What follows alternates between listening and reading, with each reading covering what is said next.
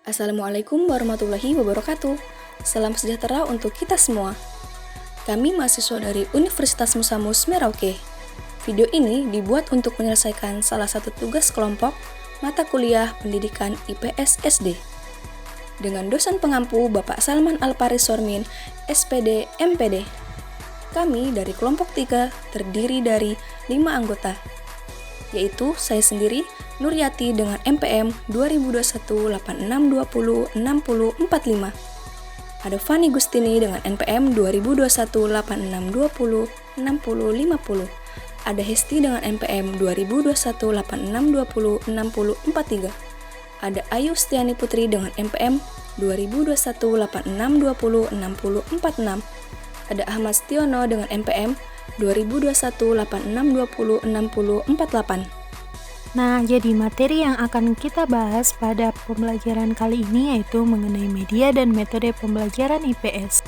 Nah, kira-kira apa sih media itu? Jadi, media adalah perantara atau alat sarana yang digunakan untuk mencapai sesuatu. Kalau begitu, fungsi media apa ya? Jadi, fungsi media yaitu yang pertama, fungsi komunikatif, yang kedua sebagai fungsi motivasi, yang ketiga yaitu sebagai fungsi kebermaknaan, yang keempat sebagai fungsi persepsi bersamaan, dan yang kelima yaitu sebagai fungsi individualitas.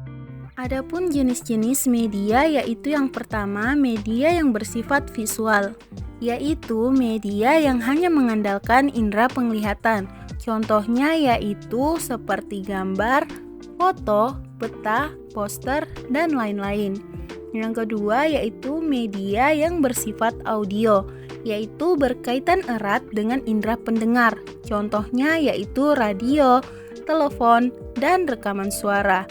Dan yang ketiga yaitu media audiovisual, yaitu media yang mampu menampilkan suara dan gambar.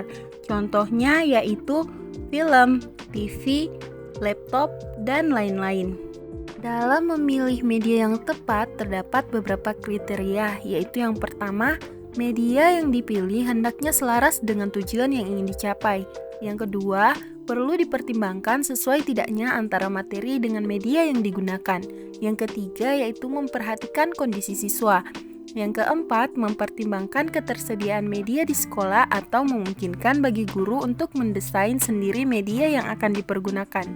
Dan yang kelima yaitu media yang dipilih hendaknya sesuai dengan kebutuhan siswa. Dan yang terakhir yaitu biaya yang akan dikeluarkan dalam pemanfaatan media harus seimbang dengan hasil yang akan dicapai. Dalam mengaplikasikan suatu media perlu adanya metode. Metode bersangkut paut dengan pemilihan jalan, arah, atau pola dalam berbuat sesuatu untuk mencapai suatu tujuan. Adapun metode mengajar ialah cara yang dianggap efisien yang digunakan oleh guru untuk menyampaikan suatu mata pelajaran tertentu kepada siswa, agar tujuan yang telah dirumuskan sebelumnya dalam proses kegiatan pembelajaran dapat tercapai dengan efektif. Adapun macam-macam metode pembelajaran IPS di SD yaitu yang pertama, metode contextual teaching and learning, yaitu pendekatan ini merupakan konsep belajar yang mengaitkan antara materi yang diajarkan dengan situasi dunia nyata siswa. Beberapa strategi yang dapat dikembangkan yaitu yang pertama, pembelajaran berbasis masalah, yang kedua, menggunakan konteks yang beragam, yang ketiga, mempertimbangkan kebinekaan siswa, yang keempat, memberdayakan siswa untuk belajar sendiri, yang kelima, belajar melalui kolaborasi, dan yang terakhir melakukan penelitian autentik. Selanjutnya yaitu metode cooperative learning, yaitu pendekatan pembelajaran yang berisikan serangkaian aktivitas yang diorganisasikan. Pembelajaran tersebut difokuskan pada pertukaran informasi terstruktur antar siswa dalam kelompok yang bersifat sosial dan belajar bertanggung jawab atas tugasnya masing-masing.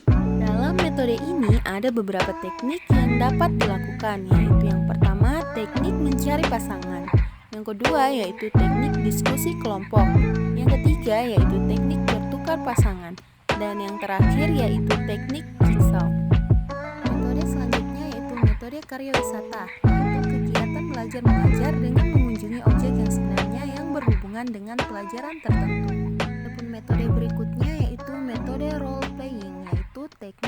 cara agar para guru dan siswa memperoleh penghayatan nilai-nilai dan perasaan dengan cara memerankan suatu tokoh tertentu yang berhubungan dengan kehidupan sosial. Metode yang terakhir yaitu metode simulasi. Sebagai metode mengajar, simulasi dapat diartikan sebagai suatu usaha untuk memperoleh pemahaman akan hakikat dari suatu konsep, prinsip, atau sesuatu keterampilan tertentu melalui proses kegiatan atau latihan dalam situasi tiruan. Jadi, kesimpulan kali ini yaitu bahwa media itu sangat penting dalam proses belajar mengajar karena merupakan alat bantu yang dapat memperlancar keberhasilan belajar. Selain itu, dengan menggunakan metode yang tepat menciptakan kondisi pembelajaran yang menantang, menyenangkan, mendorong eksplorasi, memberi pengalaman sukses, dan mengembangkan berpikir siswa. Cukup sekian materi yang dapat kami sampaikan. Sampai jumpa. Terima kasih. Wassalamualaikum warahmatullahi wabarakatuh.